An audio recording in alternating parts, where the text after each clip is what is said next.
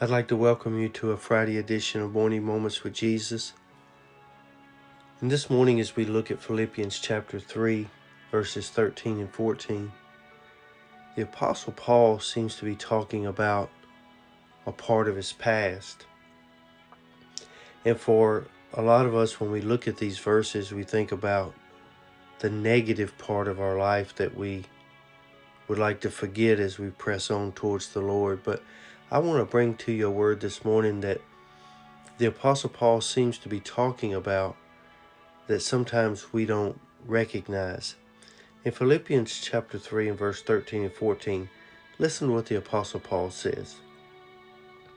Brethren, I count not myself to have arrived, but this one thing I do, forgetting those things which are behind, and reaching forth unto those things which are before. I press towards the mark for the prize of the high calling of God in Christ Jesus. Now, we always seems to use that verse when we are talking about past mistakes and past failures. And it's true, we can use that verse. Paul says, I've forgotten those things in my life because I want to focus on what's ahead of me. I want to focus on the future. And I want to use those things in my life when it's necessary to further the gospel and talk about the grace of God and the forgiveness of God. But he also is talking about something that we need to be mindful of in our own lives, especially those of us who may be getting a little older. He said, I have also got to forget those past accomplishments in that I can't continue to rest on what I've done. I need to continue doing for the Lord. See, there's too many times when we reach a plateau in our life, whether it be at work, whether it be in society, or whether it be in our spiritual walk, or whether it be our work in the church. When we become content to want to just rest on what we've done in the past and not work and do the things we need to do now. See, the Apostle Paul marks in his writings and in his epistles that he had accomplished a lot for the Lord. But he says, I need to think about forgetting those things because today is a new day. Today is something to do something different for the Lord, something new for the Lord. Because my goal in life is not to reach a certain point and say I've done enough. My goal in life is to finish strong, to continue to work for the Lord, to continue to strive for those things that He desires in my life. I want to grow every day closer to the Lord.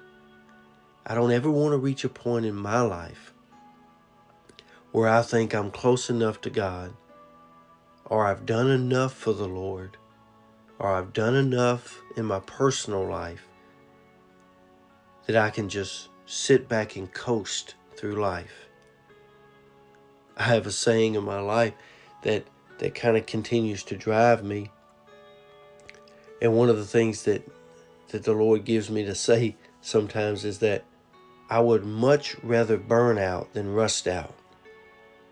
I would rather end my life running for the Lord and serving the Lord than to just sit down on God and wait until my life is over. So maybe today you've come to a place in your life where you've become complacent, stagnant. You really don't feel like you're doing near the things for God that you once did. Perhaps the passion for the Lord is still there, and the love for the Lord is still there. But let's be honest, how easy is it to just get into a pattern where we just continually do nothing? I'll get around to it. I'll do that later. And the next thing you know, so much time has gone by.